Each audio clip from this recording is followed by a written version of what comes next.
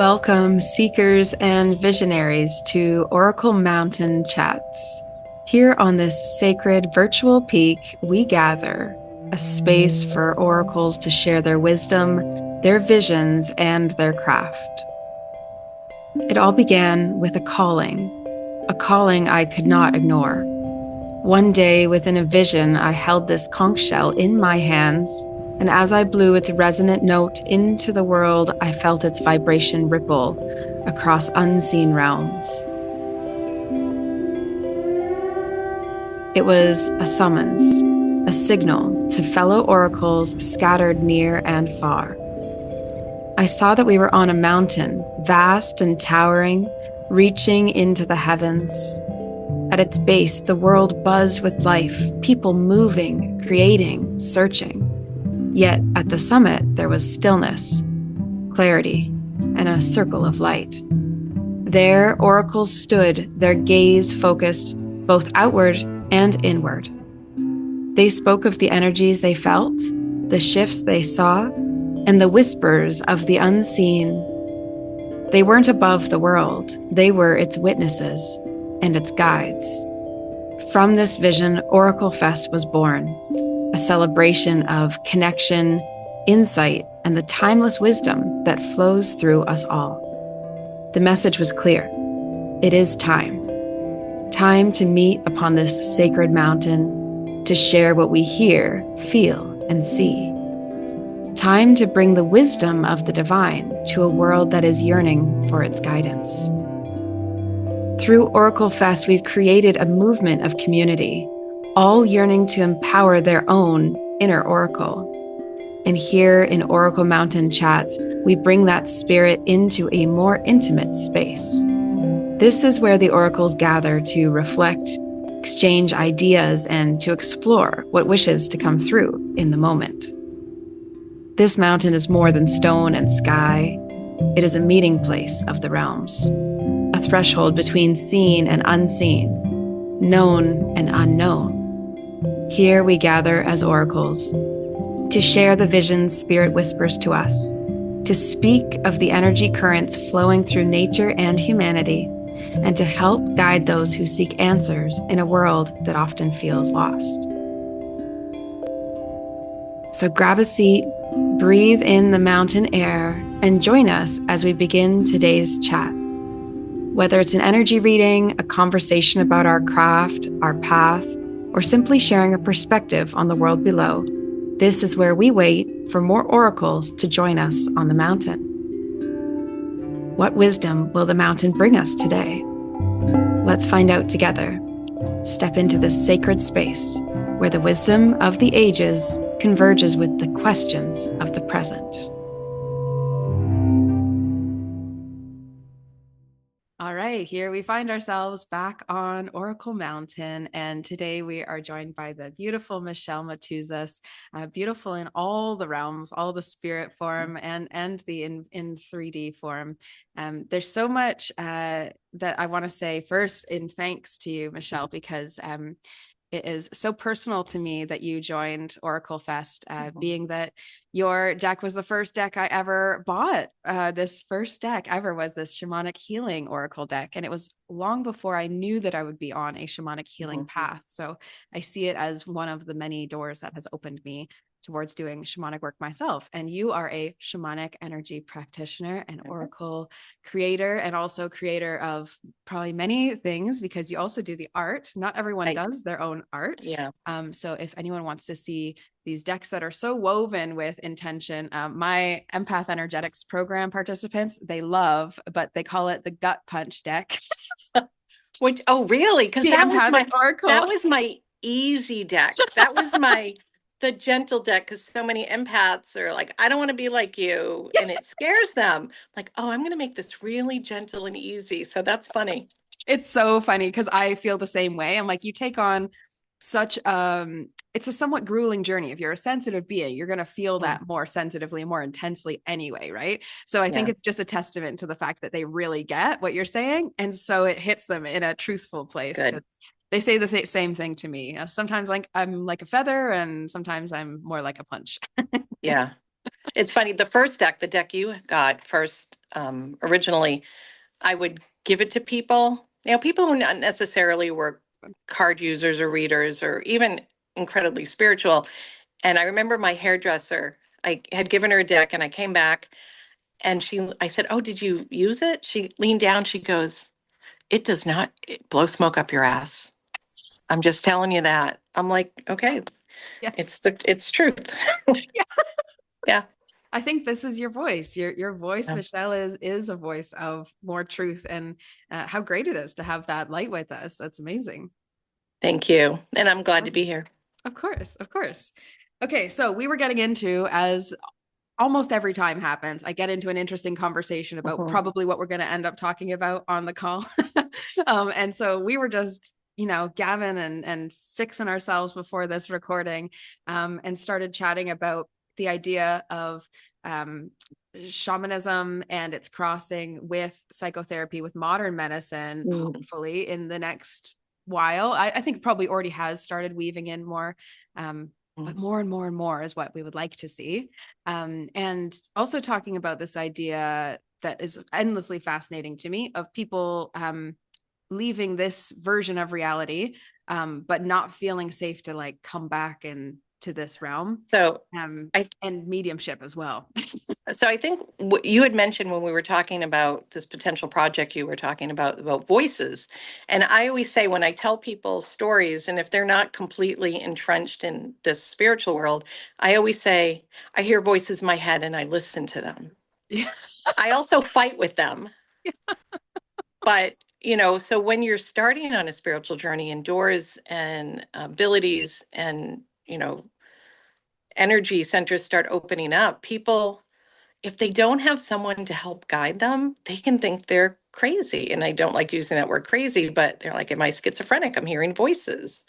So, someone can teach you how to differentiate a guide versus your own thought process versus maybe something that's not for your best interest.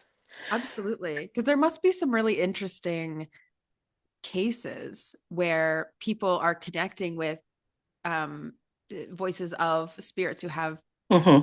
been, and then they just really quickly probably change it into the term mediumship or channeling. And so then they have like a safety in, okay, people aren't going to think they're crazy, other than like the typical, okay, anyone who talks to spirits is Right. out there. But it's this idea of like they kind of have this like fear moment of what on earth is happening to me before we have some sort of definition or framework of Right. how to work with And that. and I think if we talk about mediumship and spirits, as in souls that have been on Earth and then have passed, they reach out to you the way you're going to hear it, Mhm. whether it's all the clairs, whether you're going to hear it, feel it, sense it, know it. I am a born skeptic, so I even went into this. Okay, prove to me. So I have pretty strong mediumship skills, but it comes across as physical mediumship now because I was so skeptical. So they're like, "Oh, we'll show her." I was at a historic house and I was connecting with a woman who died in childbirth and I was literally having labor pains. I was kneeling on the stairs because I couldn't get up and I was laughing because I knew it wasn't me. Yeah. But it's like, I'm at the point I can hear you now. You don't have to do all this.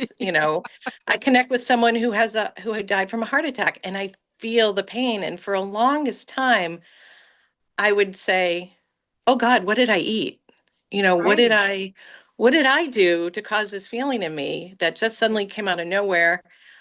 And how I realized what it was, I would go into the shower. And I don't know why I didn't know why at the time. Now I know because water moves energy Mhm. and emotion. Mhm. So I could get out of oh, this is me, Mhm. or the fear of what is going on. And I'll never forget. I love telling this story. So years ago, it was probably 2008, so quite a while ago, I had reconnected with someone on Facebook that I had gone to high school with. And every time we would email back and forth, I would feel like a hand on my shoulder. But instead of the warmth of flesh, I would feel the buzz of energy. Mhm. And I had started to realize that's a spirit trying to tell me, hey, I'm here. But I was like the soccer mom on the cul-de-sac that people thought I was going to art classes when I was going to shamanism classes. So it got really, really strong. So I went in the shower and I was downloaded immediately with like this song and all these images. And I went back to this person and I said, does this name mean anything to you? And this. And they immediately wrote back and they went, oh my God, that's someone I was in the service with and they died. They go, Wow. how do you know about that? I haven't even told my wife about that. Wow. And funny thing, haha. And I first I said I had a dream because in the shower, I was given all this information and I'm like, well, what am I supposed to do with this now? Like I argue. And they said, tell them you had a dream. So I told them I had a Maybe dream. don't tell him you were in the shower and were thinking Yeah, about no, him. no. Yeah, I had a dream. And I've used we that met, before too. we met like the next week for coffee. And I said, oh, so funny thing, when I said I had a dream, I can actually talk to dead people. Yeah. And this is funny thing. And this is what I got. And he validated every single image I got. Mm, And I went, can I swear here? Is yeah. this a safe swearing place? Come Okay. on. I said, shit, like I can't straddle that line of being so-called normal, but then doing this on the weekends and in my private mind space. Mhm. Like I got to make a choice. I'm either in or out. I'm Mm, either going to fully step in and embrace this or I have to walk away. yep. And I obviously fully stepped in and embraced it. It's interesting to think about the timeline if you would have stepped away from it, because I understand that too. It's almost like we come to these precipices, precipice Yeah. of There's probably more than one that we're not aware of. So precipices. probably of belief, right? Of like Mhm. changing your entire perception based on, well, I've gone this whole way thinking this is that, and then now Right. I'm just being shown this alternate, right? And so interesting. Yeah, there's definitely I can say mediumship often blows my mind more than other things and more than other Mhm. skills and things for whatever reason. And when it first came in for me, it was also very physical, and I would have to kind of see more obvious signs or Yeah. really sense it or really feel it. Prove Um, it to me, you know? I mean, hey, I think I'm similar to you. I'm Yeah. not surprised at all that it was like, oh, I'm a skeptic. Prove it to me. I'm not really sure about this. I still Right. think I'm a good skeptic, even though, I've been in Yeah. this world for years now. But one of the things that I notice is when people are on the other side, and I know you agree with me in some way, but I'm curious to hear more, which is that when people are on that other side but have not crossed over, their soul has not Mhm. crossed over into the next, Right. then and they're lingering here. I work with a practice called psychopomp, which Okay. talks about the idea of bringing people to the light who are Yeah. hanging out here.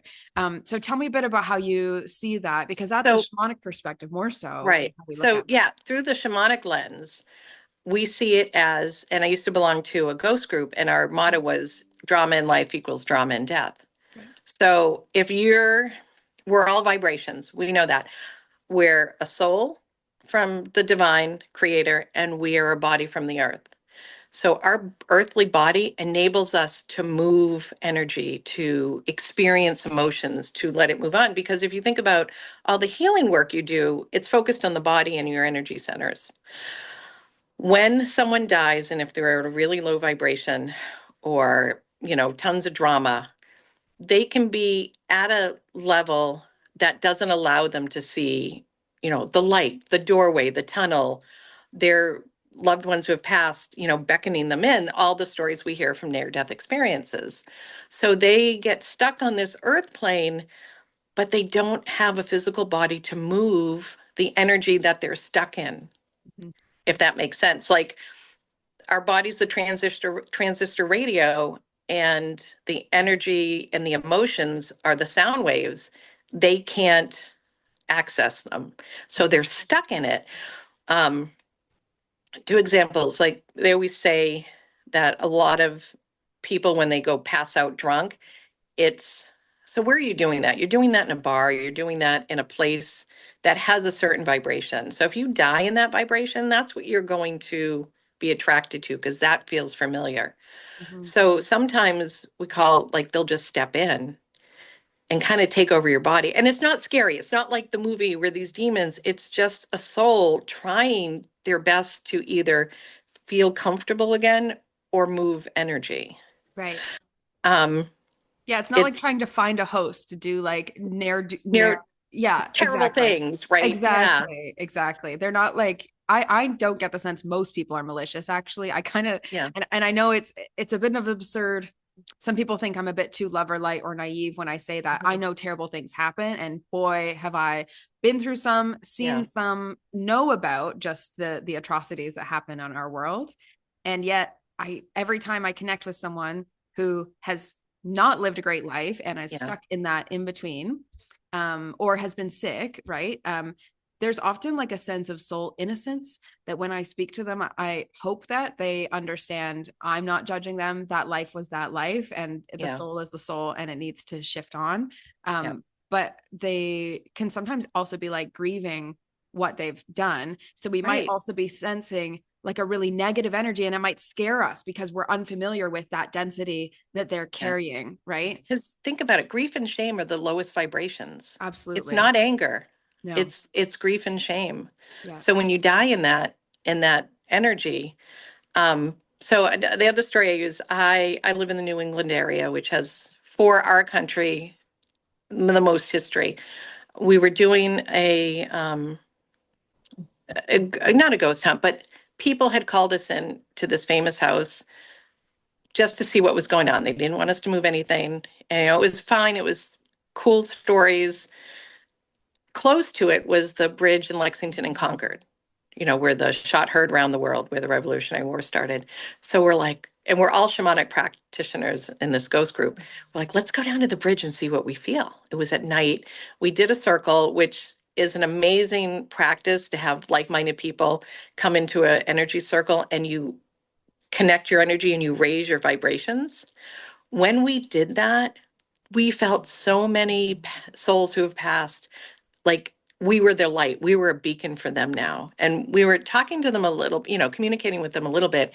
And there were a lot of soldiers who had fallen, and mostly British soldiers, because they didn't have anyone here to Mm, find their bodies, to mourn for them, right. to help them with that part of death. So we acted as a ladder.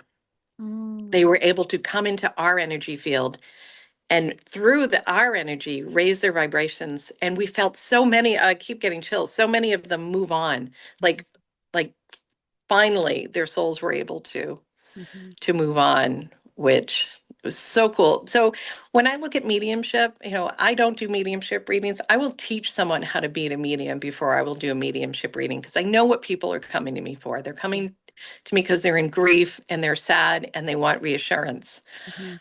To me, I'm not the person to give that to them. And I know that sounds half-hearted because, first of all, I would rather empower them to Yeah. get it so they don't have to keep looking for another medium and another medium and another medium. They can fulfill that need on their own. Well, it's like teach a person to fish, right? Like, Yeah. because the thing is, they are hungry. We are hungry when we are missing someone who's Yeah. crossed over or has yet to cross over. There's this sense that someone else needs to be the conduit when we're a totally perfect conduit on our own. Right. I love that because I feel similarly when I do mediumship readings that there's some benefit, but I'm like, okay, but wait, like, but you could Right. just do this. Yeah, yeah. Right. And they're like, well, what is she wearing? And well, my grandmother wouldn't wear that. It's like, oh, Doesn't that's matter. not the point. No, doesn't matter. It doesn't matter. The point is, like, when I do healings on people, like energy healings, usually at the end, I ask them if they want to do a journey. And I usually have, do you want to meet your higher self? Do you want to see 6 months in advance? Do you want to meet a loved one who has passed? And I can take them on a journey for that. And then they know how to do it. Mhm. I'm not magic. I'm not special. I am teaching them something that they already have inside them. They just haven't been able to access it yet. Yeah. Um, they're all around us all the time. And then sometimes, like, my grandmother is really close to her, and I go on that little journey. And sometimes she'll say, I'm really busy. Like, Like, what do you want? Like, what do you mean, what do I want? You're my grandmother. You've passed. I love you. I miss you. She's like, yeah, but I kind of busy. And I know she loved me to death. So it's trying to take the fantasy out of it. It's trying to Mhm. take the so-called magic angel wings. When people say, and I know we're going on tangents, I'm going on a tangent. When people say, oh, my so-and-so is my guardian angel. It's like they're not. Pretty much not. We all have guides. Mhm. Doesn't mean they can't help you, but that's like magical thinking. It's funny, I'm skeptical of magical thinking around the idea of mediumship. I know. But because it's all energy. Well, and we That's want to the be shamanic careful. viewpoint of it. It is just energy in a different form. Hmm. It's being able to transmute energy, it's being able to access energy, to move energy, to help souls who are not of the body, who are stuck, help them move their energy so they can go where they need to be. Yeah. Yeah, Yeah. I've had so many people who say, "Oh, we think we're haunted, but we really like it." Yeah. Trust. Um, yeah, you may like it, but I don't think the ghost likes it. Yeah. Like they're not supposed to be here. Yeah. Exactly. Exactly. That wasn't really their first choice, was to be hanging around your house, Right. That's not what they're here for. Yeah, there's a lot I think that I can say around all that, because I feel so similar. I think it's important for everyone to have that, we could call skepticism also discernment, right? Discern Yeah, what is truthful for us, right. at all points of our journey, because I would not want anyone say coming to OracleFest to hear all these talks and then go, well, all of that's ultimate truth, and I just need to listen to by the word everything that everyone Yeah. has said, because we're all human too, and we're going to have a Yep. different interpretation than they will. But I feel similarly, very similarly to you, in that my experiences with a lot of spirituality is that when it gets sensationalized, we go further from the truth. And so Yeah. when we have this excitement, popcorny energy story, Yeah. I'm always like, I get my detective glass Yeah. out, and people are like, wait, why don't you just join me in the happiness? I said, I'll be happy once I can see this is truthful, right? And Right. I kind of like maybe a bit of a troll, looking for, what is it that we can kind of disassemble to make sure that that is Yeah. where we're actually grounded in that understanding. Otherwise, we have this Yeah. reaching quality, right? We have Well, this like grabby attachment, and it's not actually based in spirit. It's based in yeah. this emotional, I I was taught, as humans, we all want to be heard. We all want to be seen and heard. That is our first and foremost basic need. But there are a lot of people who need to feel special. Mhm. And sometimes they go into the spiritual field. Like you and I think were pushed. Like, Given the boot. right. So my first shamanism class, we had a journey to meet our spirit guides, right? And everyone came out of it and they're like, "Oh, it was a deer and she was so gentle and she let me hug her and the horse and the cat, the dragonfly and the wolf went on a run." I'm like, "Oh, mine was a bear and it kicked me in the ass." Yeah. And the teacher said, "Yeah, that sounds about right from what I know of you." So it's kicking and screaming. I don't want to use this world to make me look special. I Mhm. double down on anyone can do this, anyone can learn this, learn how energy is. So when you see the fluffy butterflies in these sensational stories, like I know one woman who was the Queen of Sheba, and then she was at Jesus's feet when he was on the cross, and all these other. I'm like, Yeah, you couldn't have just been probably any I was person. probably a peasant in a potato field many lives. Being like, who's that Jesus guy? Yeah, who? Yeah. So Someone who never it got to meet Jesus, but you're just hanging out around the same just, time. yeah. Totally dull life. Yeah. Yeah. But, if in other aspects and other venues of life, not just the spiritual aspect, we all know those people who need to be special. Yes. And because they don't feel heard or seen. Yeah. So this is the way of getting that need met. Yeah. So yeah, the discernment, I love that instead of skepticism. I use my discernment. That's a much gentler, nicer word. I like skepticism too.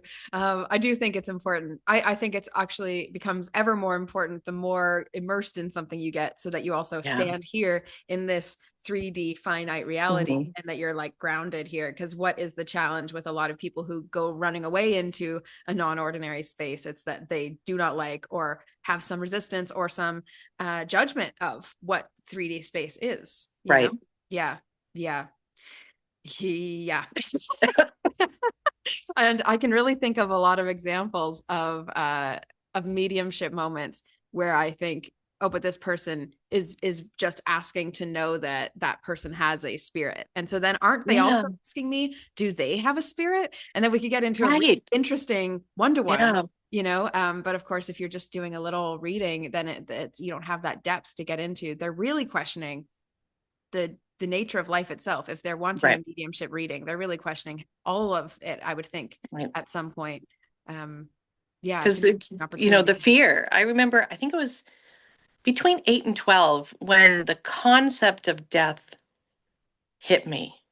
I was And 4 or 5. My poor or wow. parents, they were like, Kate, just go back to sleep, we don't need to worry about that. And I said, I'm worried, why are we not talking about this? Right. I thought, how can we just not exist? And that was Right. in my head. We just cease to Yes. exist. I every night, Michelle, I was Yeah. like, how do I reconcile this in my Yeah. child mind? Petrified. Like, I'm going to spend the rest of my life terrified of not existing anymore. Yeah, Um, and then right after that, you realize all the people older than you are going to leave you. And so then you're like, yes. oh no, you're going to leave before I do. I don't want that. I don't want any world where my parents aren't Right. with me. And I still don't, actually, you know? Right. It's funny because this has nothing to do with spirituality, or maybe it does. I follow some hospice nurses on YouTube and Instagram, and they are angels on earth. I believe that. Mhm, mhm, And one of them, I'm sorry, I forgot her name, had asked a client or patient, how, how are you reconciling with death? mhm. And he said, when you're young, life is a party. Your parents are there, your grandparents, your cousins, your aunts and uncles, all your friends. He goes, and one by one, people leave the party. He's like, there's really no one left at my party. Yeah. And it like hit as like, oh, but yeah, like the party's moved on to somewhere else. Let's go to the next party. Yeah, that's a beautiful way of looking at it. Yeah. And yeah, and there's so many parties still here, and yet we have that sense that ours has shifted on and we're then meant to go join it. I think that's actually really Yeah. special. I've never seen it that way. Um, yeah, so lovely. And so interesting sometimes when people are looking for mediumship, they're looking to speak to a specific person, but they forget Mhm. about all these other people who are in their party who are like wanting Ooh, to speak to them. like, oh, And oh, maybe they have I'm more here. to do with it. Yeah, yeah. But we think based on our human memory, not on a spirit based Right. connection. Yeah. Spirit, or ancestor. Yes. Like I did a meditation. I was telling you about this the other night, and I'm going through a tough time right now with something. And I'm like, I'm going to get back into meditation because the past almost year I haven't been able to. And I do my like, do, this is where I always go. And it works for me. And my guys just went, nope. And whoosh, I was somewhere else. And I went, okay, well, I'll not argue this time. For And once. Yeah, yeah. all, yeah, for once, all my ancestors were there. Mm, And like my grandparents, my dad who's passed, my cousin who has passed, everybody. And they were all telling me something. mm, And for the most part, spirits don't interfere with our life. They see the bigger picture. They're like, okay, she's going through this because of this. This is her path. Her soul chose this. Um, but they were warning me about something. mm, And I went, okay, I'm going to listen. I will not argue. I will not fight back. I will not go, I know what's best for me. So I took their advice, and I think I'm going to be really glad I did. you And I'm will really be. glad. I'm sorry.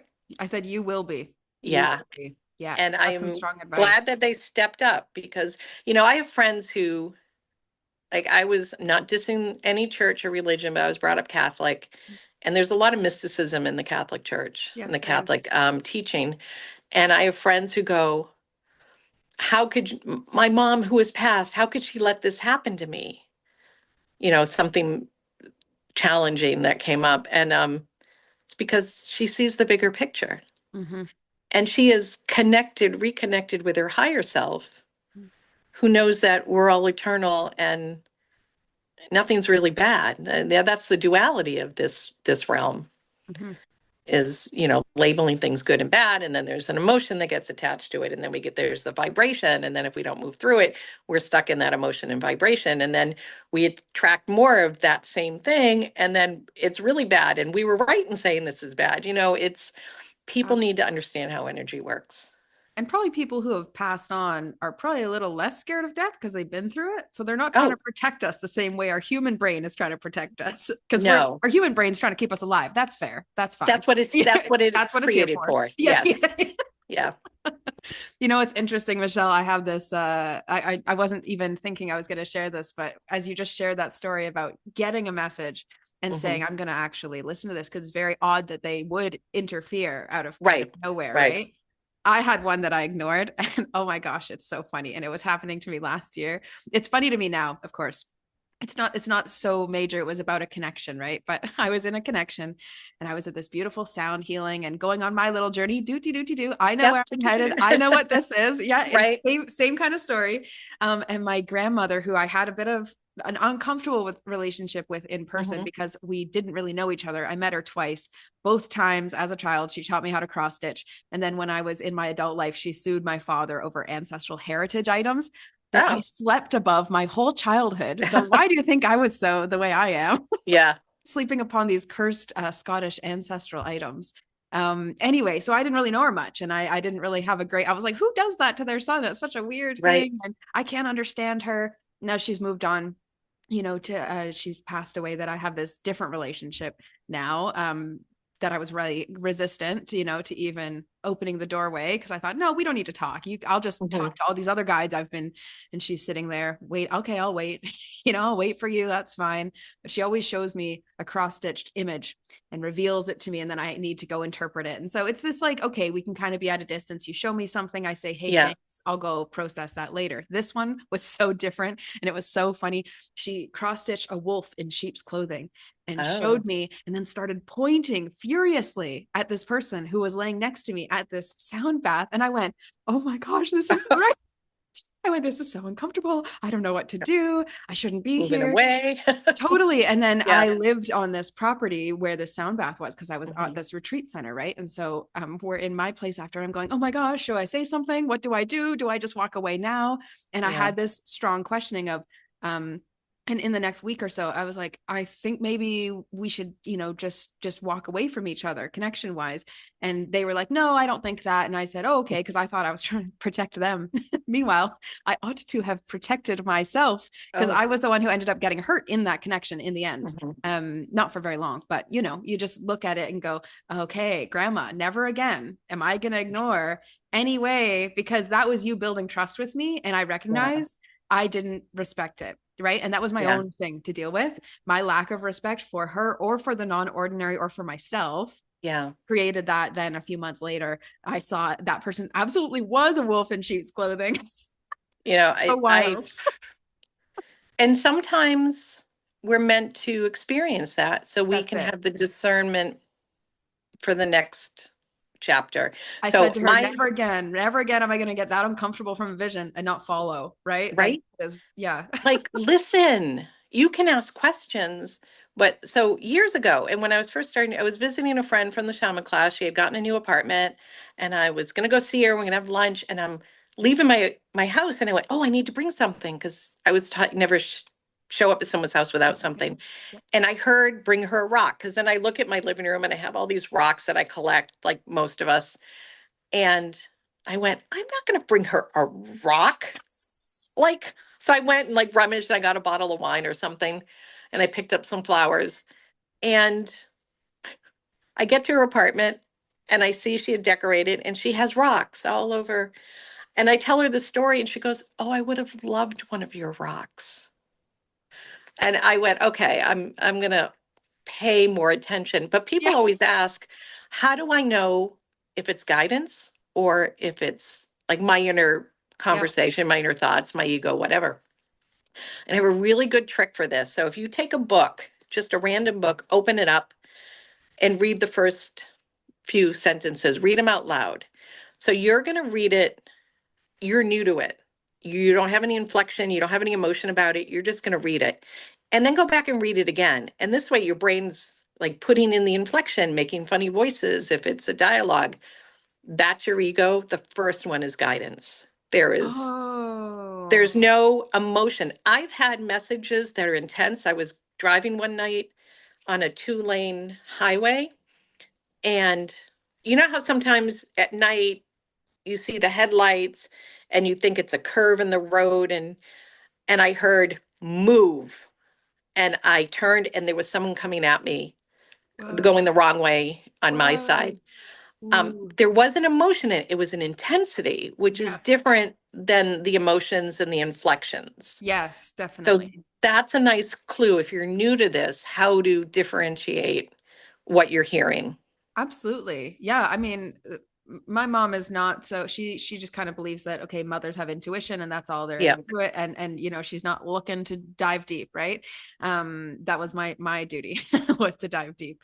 And when she one day thought that I might get an accident because she'd had this dream about it, this Hmm. car accident, she was like really resistant. She didn't want me to borrow her vehicle and I needed to borrow Yeah. her vehicle that day. And she wasn't really telling me why. She wasn't really being upfront about it. And I went, okay, like, can I just borrow your, like, I'll be 10 minutes, mom. Yeah. Like, I'm, you know, what's going on? Right. And she was like, oh, I don't know. I don't know. Maybe just later. And okay, I'll just wait for later. I'm like, you're not doing anything with your car. Like, what is going on with this woman? Right? It doesn't really make sense. Yeah. But you just let it, you know, it's her vehicle. She can do what she wants. And then later that day, she says, okay, fine. Where are you going? Okay, are you gonna be back? You know, she was just Mhm. way more stressy. And she again, she wasn't revealing to me that she'd had this fear, this uncomfortable feeling, or this dream. And I went out, lo and behold, I was in an accident on my way back. Only accident I've ever been in. Knock on Yeah. wood, please. That's the only time I ever need to be in one. And it was so strange because the person who collided with me was like in the same vehicle, but just a different color, but like same make and Oh, model. So wow. so bizarre. It was a way that I wouldn't have needed to go back home. It was just I had to take some detour. It was one of those things, right? Where you're just Yeah. like how did I end up here? And Yeah. then all the people at the scene were like off duty like volunteer firefighters and nurses and like it was like really weirdly supported. It was very Yep. strange. And I had all the airbags go and I looked like people were like you're going to hurt tomorrow because you know they saw Yeah. this seatbelt and all that and I felt I can't describe to you how odd this was. I felt better the next day. I felt like my neck had like shifted and I felt all relaxed. It That was was like a so weird. chiropractic adjustment. Was so weird. It was, I could only describe it as like a divinely protected incident, Yeah. you know. Um, and the woman, this is so strange, but I know you'll get it because we run into things like this. I was wearing this sweater from the Toronto Yoga Show from years ago, Hmm. where I had worked for them, and it was like an old sweater because it had been many years. And she looked at the sweater and said, "Oh, the Toronto Yoga Show. Well, I've been there. My teacher goes there." Well, I happen to know them then, right? Because I Yeah. probably would have run into them. Hey, who's your teacher? We have the same teacher who taught us Wow. hours away. We weren't in the same location as this teacher at all. Hmm. And both of us had the same teacher who had like literally lived like 2.5 hours from Wow. where we both were. And then on her way home, her ex-husband happened to be driving by and is able to take her back to her house to get everything sorted. Yeah. I mean, What how did do your you, mom say when you went home and go, huh, got into an accident? my parents both, it was so interesting. It was actually the week of my moving out of my parents' house. It was during Hmm. the pandemic time, and I needed to go move to Port Stanley. I wanted to be on the water. I wanted to be alone. I needed to just focus on doing my Hmm. work. It was right before I started my YouTube. That was the first time in many, many, many years that I'd felt both my parents' hands on me. It was just very odd because they're not very touchy feely. Again, I was the one to make that happen rather Yeah. than I go deep, I go to the touchy feely, you know, but they both had their hands on me and they're like, Kate, that vehicle is just a vehicle. Like, we're just so glad you're okay. And which is a Yeah. great thing for a parent to say, of course. And I was just sitting there like, no, I can't believe this happened. Right. Just so Yeah. like trying to rack my brain. And both of them were just like, no, we're just so glad that you're all right. And there's Hmm. really nothing for you to worry about. Like, we're just so happy that you're good. And it was a very healing moment between us because I had been very really wanting to show them that I was going to do something. They were worried about me. It was in the pandemic and I had just Yeah. let go of my in-person healing business. I'd worked so hard to get out there on my own, finally be doing this work.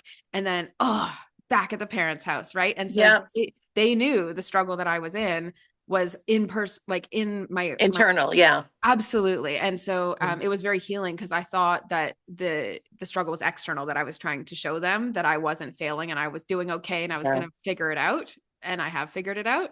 Now they trust me more than I trust me to figure it out. I can't Yeah. even ask them for advice. They go, wow, you'll get it. Yeah. I think the best advice I ever heard is when you don't know what to do, you do nothing. That's it. I say you don't know anything until you know it, so Right. not a moment sooner will you know. So don't try and force Right. these Force it. decisions. Yeah. And yeah, there's no point. And actually, decisions happen faster when you're not trying to think about it. Because then when the decision time comes, you don't say, okay, I'm going to go take a break to think about it. You just go, well, I know that now. And that's being in the flow. They talk about Yes. manifesting. How do you manifest? You don't try to figure out how it's going to work. Yeah. You put it out there and forget about it. So then you're like an open channel. And when it's time to make that step to make it happen, it's so obvious It's instead of, always well, it could be obvious. this or it could be that, or I could talk to that person or I could go back here. It's a blank slate and you can see the Mhm. writing on it so much clearer instead of like that Goodwill Hunting, Yeah. the blackboard with all the equations.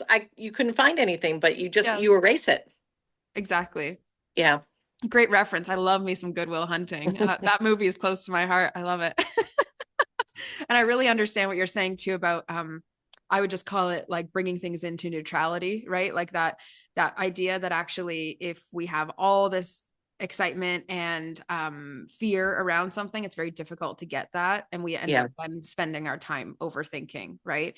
And so the best gift we can give ourselves is, like, I would say, trying to find peace or neutrality Yeah. in every moment so that we can Yeah. have that discernment, because you can't be discerning when you're all hyper Right. with excitement, even with joy, when you're, oh, I really really want to Yeah. manifest this thing and I really want to bring this thing towards me and it's going to be so great, blah, blah, blah, blah, blah. Yeah.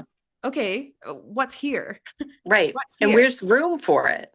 Absolutely. Yeah. Absolutely. Yeah, and it's always this making space thing. Absolutely. Yeah. Yeah.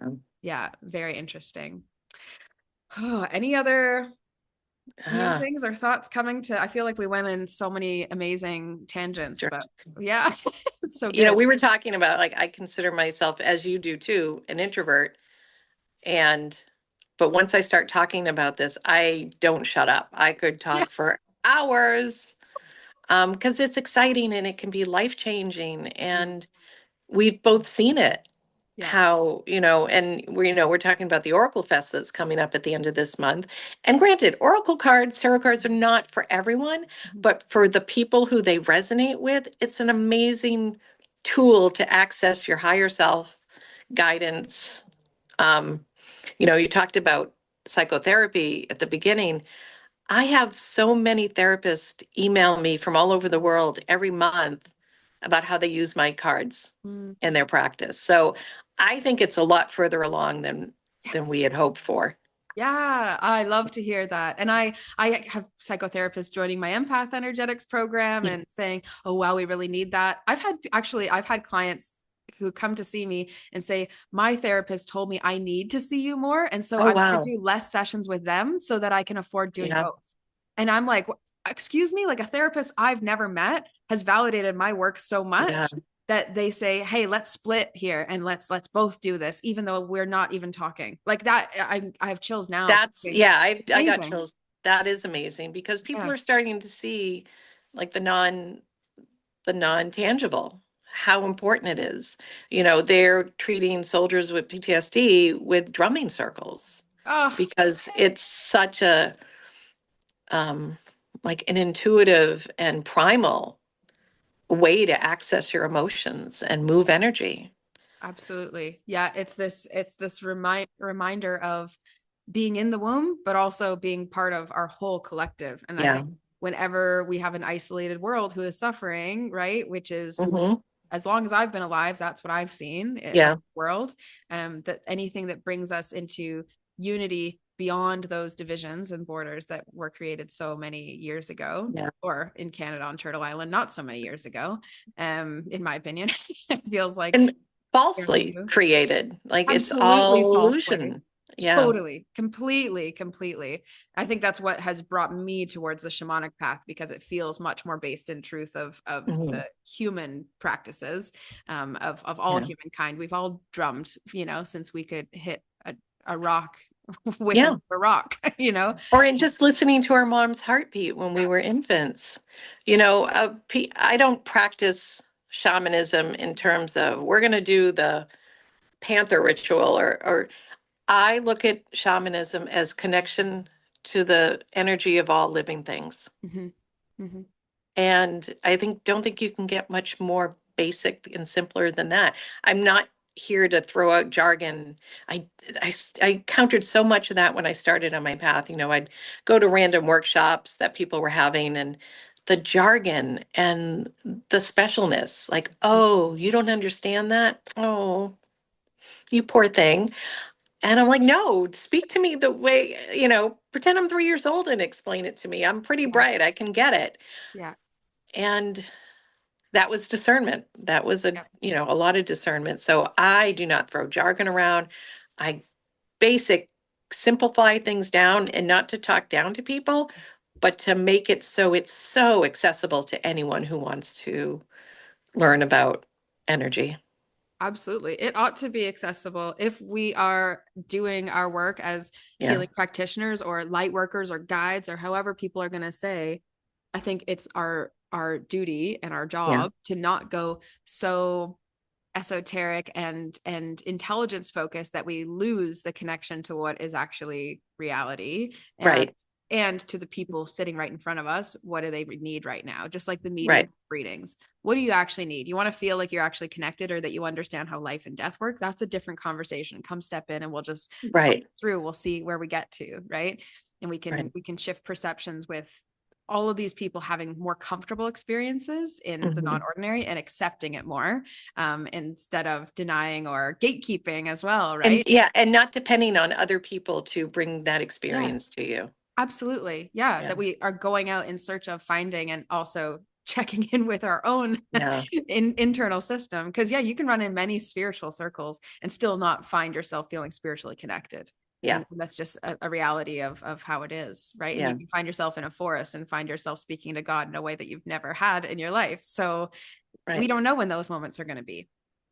Exactly. No, I love that you're doing this because I love that sometimes you're with us.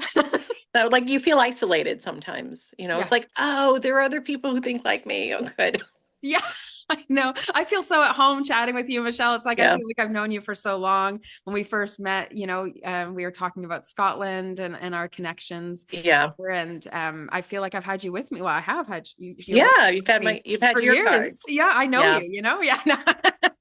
And I hope the voice you hear now is the voice you hear like when you read the guidebook Yeah, well, and the messages. I love that so many people are going to get to know who's behind Oracle decks that they've used as well. Yeah. Because I wonder whether that'll happen more with people, that they'll also like start to. Because now when I do reread your books that go along with these Oracle decks, I can be like, yeah, that is something she would say, or You're saying, I can see how. Yeah. It's so yeah, I hear true. that voice. Yeah, Yeah. totally, Yeah. totally. It brings such a fullness, to a richness to the experience for me. So thank you for You're what you do. welcome. Yeah, of course.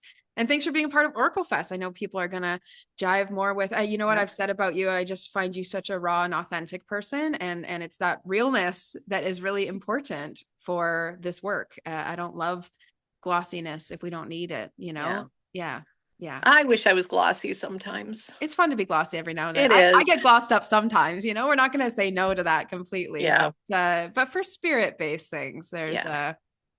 yeah, we got to be real. Yeah. Yeah. I, Yeah. I respond to authenticity in people. Yeah. That's my Yeah. turn on, I guess you'd say. Yeah, absolutely. Yeah. Absolutely. I love that that's where we're going to leave this conversation. So I'm looking forward in a few weeks, was 3 weeks now. I can't Yes. wait. And Yeah. all the guests you have lined up are amazing. Yes. So No, we're I'll see blessed. everyone there. Absolutely. And us to you as well. Thank you so much for being a part of it. And I know people will resonate. So just drop a comment below if you're interested in Mhm. Michelle's chat, and we'll give you the link to Oracle Fest, and enjoy the rest of your day, everyone who's listening.